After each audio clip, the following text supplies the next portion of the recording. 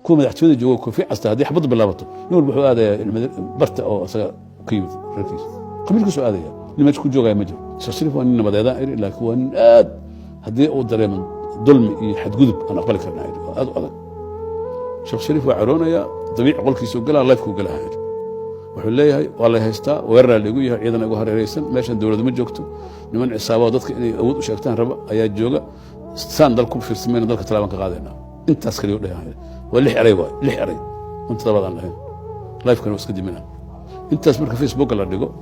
وحارس أفرلا بتساعد جده هذا بقول كنت تكني كانوا وغوي شيء نعكس سوق لسان بقول كنت تكني كانوا كفرك سوق لسان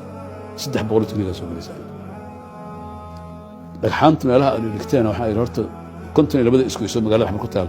متكسر لو بقول تكني كانوا قد منها وبقول أفر باور كليوا ولي لو بقول خلاص يدمن مركز ستة حانت توراني فرسنا اسكو يسحمر asagana ciidan isku wareejinayo iyo mas'uuliyiinta kale qayb min madaxtooyada soo aadaysa agteeda magaalada marka isbedel ka dhacay awood ciidanka miisaankeeda waa isbedelaya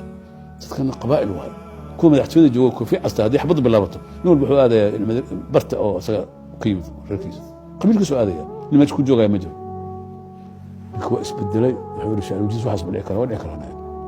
haddaadan joojina siyaasaddan meel walba ku boodaysid wiilasha xeerarka aad malaysid cabdilaash ku xaragoonay intii maartay dhar ruuxdan soo tushaan mooday inay dalka igu xukumaan waxooga budgetka siinaysid waxaan wax lagu qabsamayaa siyaasaddan bedela madaxda hore la shira doorashada wax laga qabo saxa istiraatiijiye aada oo siyaasadeed dhinacaas aada dadka kambeynka si bilowda maqta iyaga nafta waxay xusuumanayaan waxa waaye